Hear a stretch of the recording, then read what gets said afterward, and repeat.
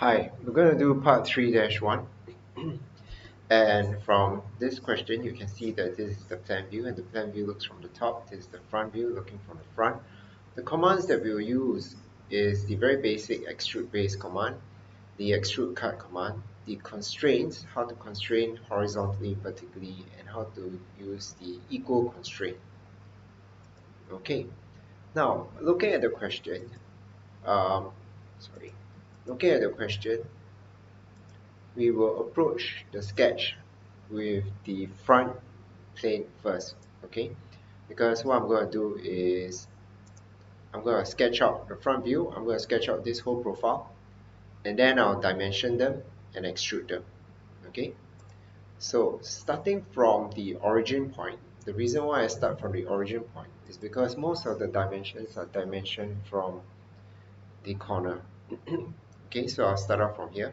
I move my mouse close to the origin point, and when there is an orange dot, I'll click on it and I will just move. I don't need to move exactly. If you look at the number on next to the cursor, it's 55. The dimension that I need to move to is 36. Okay, so we'll move somewhere approximately 36. No need to be exact. And I zoom in, and the height that I'm going to extrude to is 28. Okay, so it's 28. Going across is 6, right? It's just an approximate. Then I come down, go across, go to the top. And notice when I move my mouse, right, uh, closer towards the left, there is a dotted line, horizontal and vertical dotted line. And this ensures that and this will allow me to snap to a position where I am horizontal 90 degrees or 180 degrees, and it ensures me that I will draw the line accurately. Okay, I think I missed out one line here. I draw. So once the sketch is a closed loop, it will be shaded gray, right? And which means it's ready to be extruded. But for now, what I'm going to do is I'm going to dimension it. And when I dimension it, I will dimension it according to how the drawing calls out for the dimension. This is so that if the clients or the designer decides to change the dimension, it is much easier to manage the changes. Okay, so from here to here is 6 millimeters.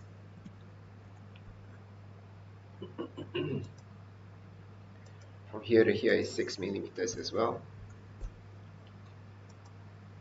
From this edge to this edge is 24. And the base is 6 millimeters. And you notice that as I put out the dimensions, the lines turn from a blue color to the black to black. And what that means is that it is fully constrained and I'm not able to move the lines about. You'll notice that this line over here, the last line here, is blue, right? Because it's not fully constrained, and rightfully so. I can move it up and down and it is not constrained. Now, how do I constrain this line? Of course, you could add an additional dimension of 28 and that will fully constrain it, but that is not reflected in the drawing. So what we do is that to constrain it, we use the constraints features, right? So what you're going to do is you're going to move your mouse over and the line turns orange. You left click on it, let go, press the control, hold it on, and select this line here, okay? And automatically this window comes out and says line 3 and line 9 is selected. So these two lines are selected and they're going to let you choose how you wish to constrain it. So we are going to constrain it horizontally, okay? Or we can choose to constrain it sorry, not horizontally. We're going to choose it to constrain collinearly. Collinear means to say this line is in line with this line. Okay, so when we put collinear, this line. Right, this is the first time I'm introducing the constraint commands to you, and I'll explain more about that later. Then I put a green tick. Now, once you see that it's been fully constrained, the whole profile turns black. All the line colors turn black.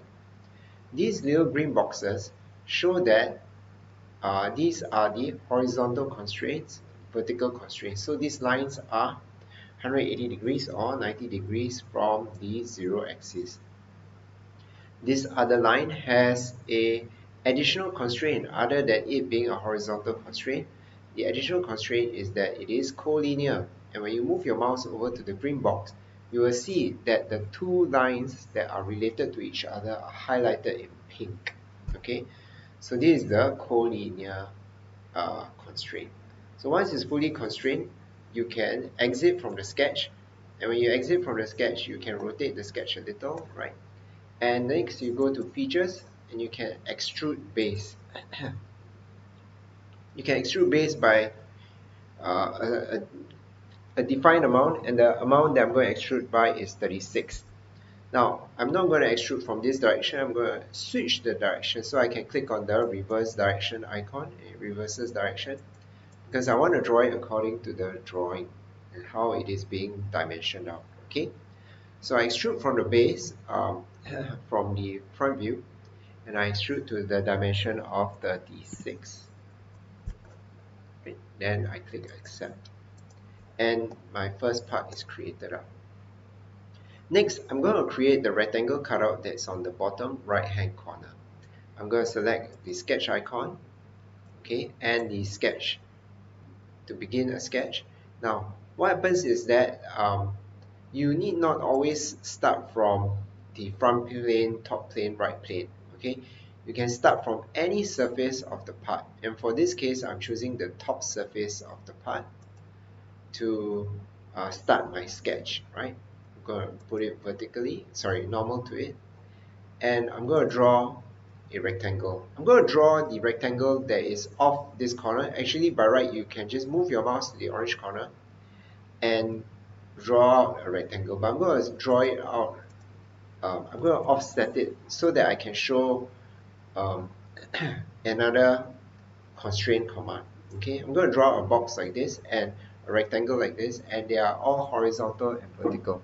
Now what I'm going to do is I'm going to select the line, press Ctrl, I select this line, and what I'm going to do is I'm going to make them collinear, okay, so that they match up, right? Accept it. Then I'm going to select this line, press Ctrl, select this line, and I'm going to make them collinear as well, okay? And once they're collinear, you realize that the horizontal and the vertical line are black. They turn black because they are constrained. They are fully constrained. Then next, I am going to give them a vertical dimension, and the vertical dimension is 16. And the horizontal dimension, or the breadth, this one is 12. Okay. Now the next command that I'm going to show you, I'm going to exit this sketch, is from the features command. The last one we did was extrude base, then we create a solid, and the next one we're going to do is extrude cut. Okay. Now extrude cut automatically removes material from the profile which we sketched out, right? If you change the blind number to 20, you will just cut to a depth of 20 millimeters. Okay. Let's say I just stop my cut like this, and then I realize, oh, it's supposed to cut all the way through. How do I go about modifying this, correcting it? I move my mouse over to the features over here. So this is the feature tree, and as you draw, features are added to it. Right click, and I edit feature. And this is the time where instead of choosing the blind option, I click on the selection. I'll go through all. Through all means it will cut all the way through, even if there is any material that's created in the future at the bottom of this part. Okay, so what happens is, or not in the future, sorry, in the, prior to that. Okay, so I just click OK, and then I have my bottom corner. Next, I'm going to draw the sketch for the holes, and I'm going to choose this surface to do my sketch. Right? I'm going to draw two circles in their approximate positions. Then I'm going to dimension them. I'll just dimension one of them, and the diameter for this hole is 9. Okay. Now you notice that the circle is blue, it's not fully constrained, and I'm going to fully constrain it. I select on the circumference and I select to the edge, and then I drag it out. Then I left click again. Okay. Once I left click there, I'll give it the number that's according to the notes is 8 millimeters. Then I will select the circle again, and I'll select the edge, this time the vertical edge, and I'll bring it down. And this dimension is 14. Okay, and you notice that the whole circle turns black because it's fully constrained. Next, I'm going to oh yes, there is this circle has the dimensions 9. You could dimension this as 9 millimeters, but in the future, if the dimensions are all the same, what you could do is you could select the circle, press Ctrl, and select both circles. They'll say both arcs. You choose the equal constraint, and that will make the both diameters equal. Okay, and you need not dimension this as dimension 9. Subsequently, if you were to change the dimension of this to, let's say, 2, both circles will change in diameter, right? So let's put this back to 9. Now what I'm going to do is I'm going to add dimensions to the other circle, and I would want to follow it according to the drawing, right? It's 18.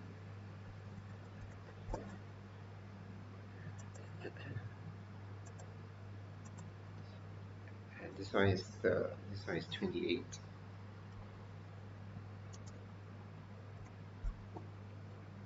Okay, once I'm done with this sketch, I can rotate it. The next thing I'm going to do is extrude cut. And when I extrude cut, again same thing, instead of the blind, I can use this because it will fully cut through the hole at 20 millimeters. Or I could use this through all. Okay, through all, and I click on the green tick, and that's it. The two circles are created. This, my friend, is part 3 _1. Thank you for watching. I hope to see you again.